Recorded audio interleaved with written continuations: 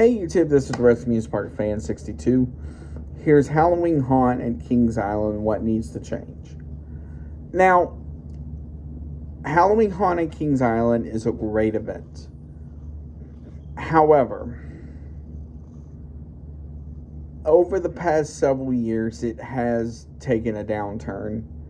But here are some things I would like for it to change.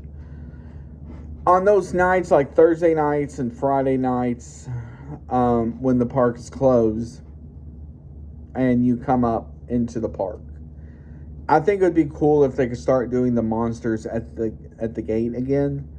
And now once you come in and you get onto International Street, this is where a lot of stuff needs to change. Because with International Street, it's called International Street Fair.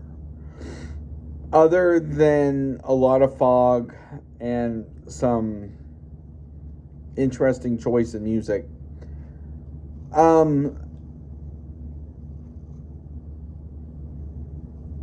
International Street needs to have something that is going to pull people in. But unfortunately, especially the closer you get to the end of the event, a lot of that goes away because of people quitting and stuff like that. But I think it would be cool if they could monsterify stuff from around the world. So like something like monsterify something about Oktoberfest and all of stuff like that. Now, as we go toward Action Zone, we go through Pumpkin Eaters. The biggest gripe I have with Pumpkin Eaters is the fact it's on a major walkway, and a lot of people go through and you feel very tight. Up to about 2 years ago, it was in Action Zone for a couple of years, and it was a lot better because you had more space. They could do a lot more. But they moved it back to Action Zone. Why? I'm not entirely sure. But that is one of my biggest gripes, is moving it back onto where you just feel very tight. If you watch my walkthrough from last year or 2 years ago, you would see how tight that walkway is. Not to mention, they don't use the Kings Island Theater for anything. I feel like they could pull something for Haunt, especially, to make it more adult-oriented. Like, either A, continue Pumpkin Eaters into Kings Island Theater, B, have some sort of story where pumpkins took over the theater and made them pumpkin humans or something in that ballpark, or some sort of magic show or something that would work. Now we get into Action Zone. And now we get to the corn maze. I think it's called like Cornered or something like that. Here is my thing about Cornered, or however they want to call it. From what I understand, it's really not that scary.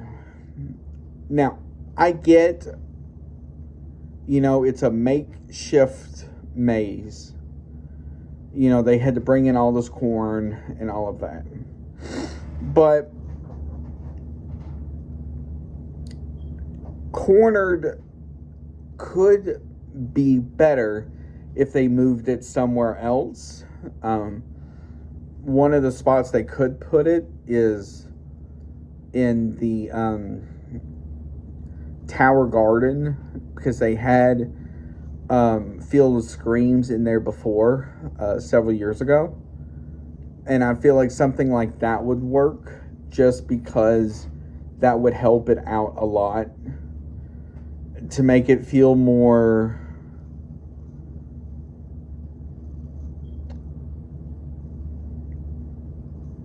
scary and stuff like that. Now, as we're going toward Coney Mall, the next scare zone that we have is Hooked. This again follows the Pumpkin Eaters philosophy. This time, this is even more cramped because it is people trying to get to Vesta's house or the front of the park or something in that ballpark. Anything like that where you have to go to the front, you have to go through Hooked. I wish there was a way where if you're coming from Coney Mall, from Action Zone, you don't have to go around that way. You could either go through that exit or go around and go through International Street, which is another way you could do it. Something like that.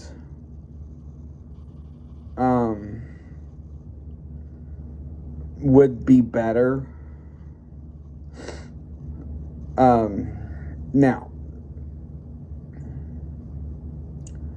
Now we get to Coney Mall, which the way they spell it during Halloween is Maul, which is kind of cool. My biggest gripe about this scare zone in particular is it doesn't feel like Carnival or any of those clown type scare zones that you see at other parks. This essentially feels a lot of the time like a dance party with clowns because there's very little theming to it. You will have that pop-up clown thing and some other gruesome looking clown things, but it doesn't feel like an actual circus. And then you add in music that doesn't even revolve remotely around Halloween. Now they'll throw in like Monster Mash or something in that ballpark, but a lot of the music that they play has nothing to do with Halloween whatsoever. My biggest gripe is make it feel more like, a circus with clowns or a circus gone wrong or something in that ballpark than a dance party with clowns. Now we go into the Alien Scare Zone. This has potential. Issue is they don't give it enough love. They could easily do stuff like, looks like a spaceship crashed, because they have an area that looks like rocks, went everywhere. They could easily put a spaceship into that. They could easily do a lot more stuff in there. But then also the other problem is the closer you get to Halloween as well, you don't see enough aliens walking around. So if you saw my walkthrough last year, you would know there wasn't any walking around. I don't know if they just had an off night or they quit or whatever. Now, let's go into Alien Abyss. I haven't been in this maze, but I have heard it's not great.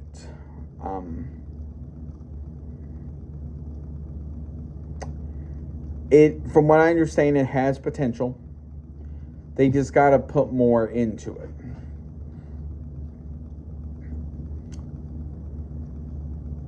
Now, we walk out of that, and we're going toward Windseeker.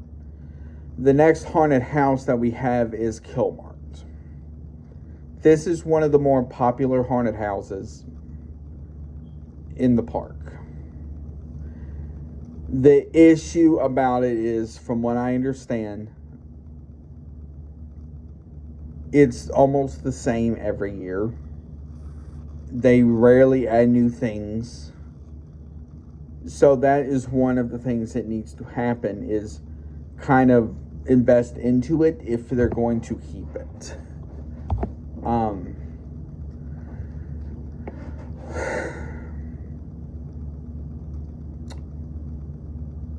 Unless in the next couple of years it gets taken out and something new goes in, which is what seems like the trend for Six Flags is doing with Kings Island as of now. Considering the next house, which I'll get to in a second, is a total new house plus the one they had last year. So it seems like they're gradually going through the park and redoing those and doing a combination of both new houses and IP based. Also, for Action Zone, I forgot to mention the new one that they had last year. I didn't go through it, but from the outside it looked amazing, because this had more theming to it than just you standing in line waiting to go into the house. Battle of the Dragon was the name of it. So the front of the house was made to look like a castle. And where you went in on the side, which is where the Skyflyer was, so they kind of did theming in there. From what I peeked my head into, looked like they had camping equipment and stuff like that. Now, stuff like that has potential. Now, we scroll past Kmart. We're going toward Windseeker. That new house is called Jason Never Dies, or something like that. This is taking place of Hotel St. Michelle. Hotel St. Michelle really wasn't there that long either. So I am surprised by that, because I would have thought they would have done another house that has been at the park a lot longer. But I guess they're gradually doing that slowly.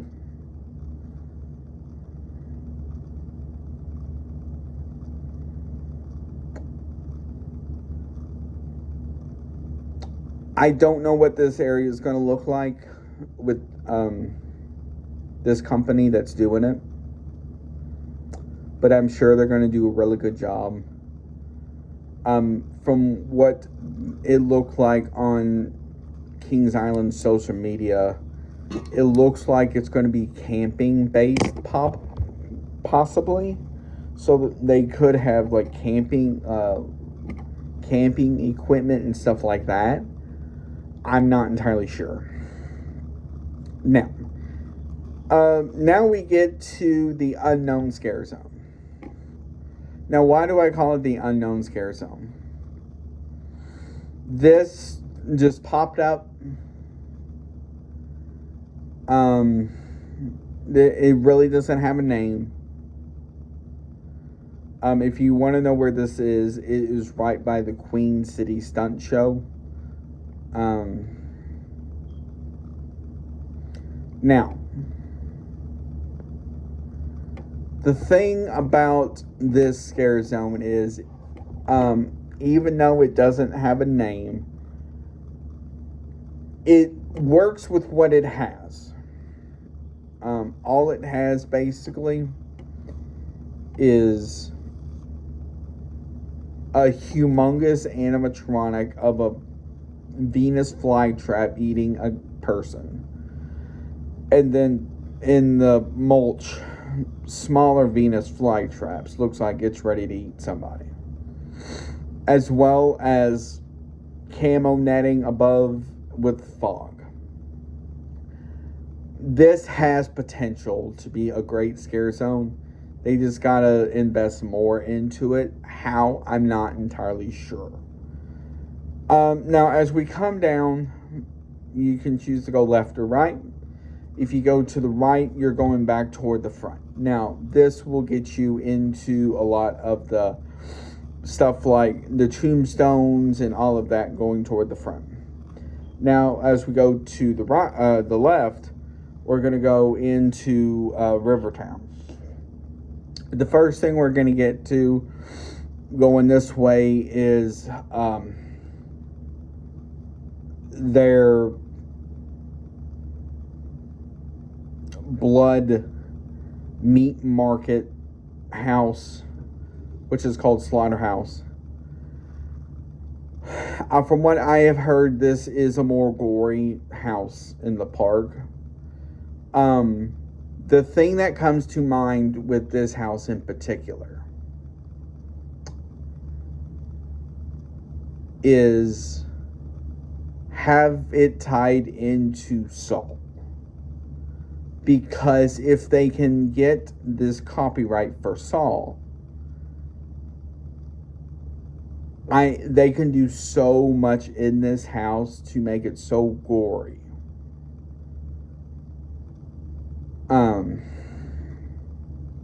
Have, some of the traps and all of this stuff. Next, we have The Conjuring. Honestly, with this house, from what I heard, it's a good house. But they could put more into it, which I'm sure they may be doing.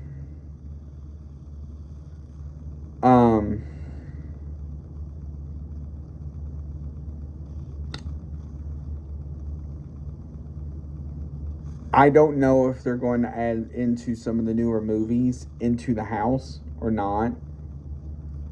We have to see. Now, we keep going. And now we get into Abandon.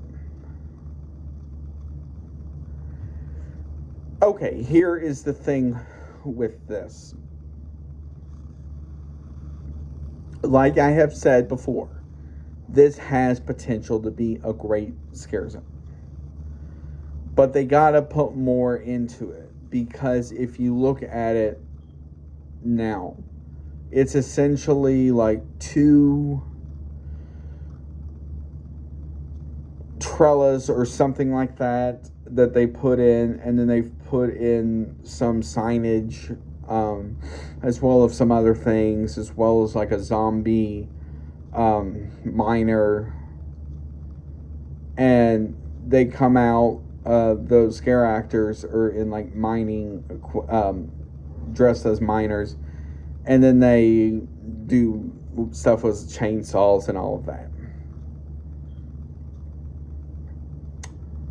This has potential to be a great scare zone. They can do stuff like, it looks like, trucks have run into the creek. Trucks have crashed into cars. Or trucks have crashed into trees and stuff like this.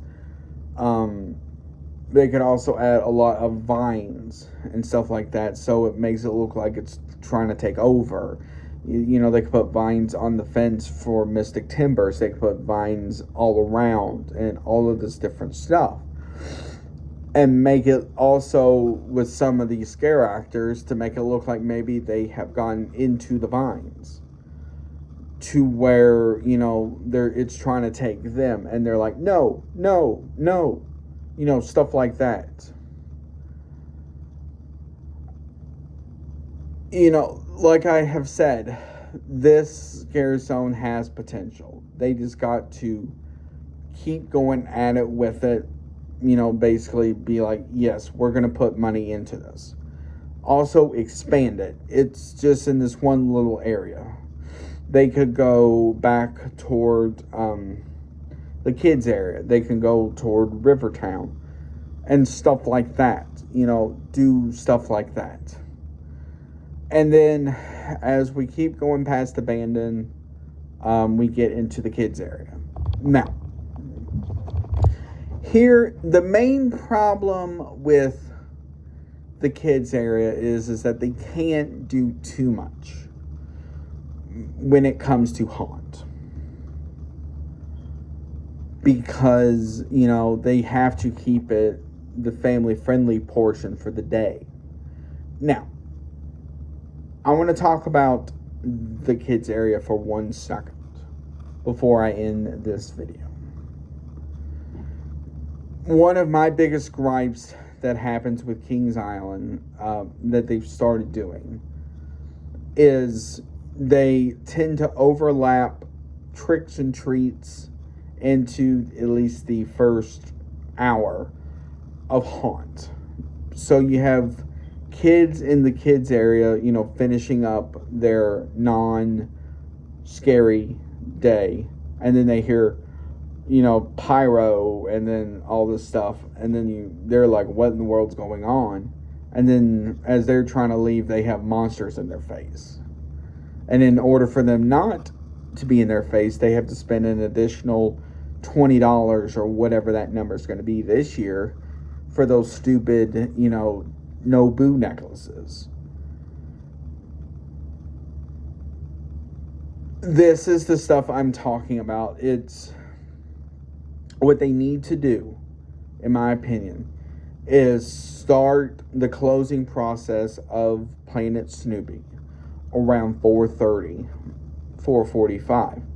That way, for everybody that is in line for the rides, they can get those done by 5:15. That way, Planet Snoopy can close, and then that way they can get everybody out in time for when haunt starts. So, I want to hear from you. Do you agree with what I say about a Halloween haunt? Do you disagree? What would you like to see changed? And so much more.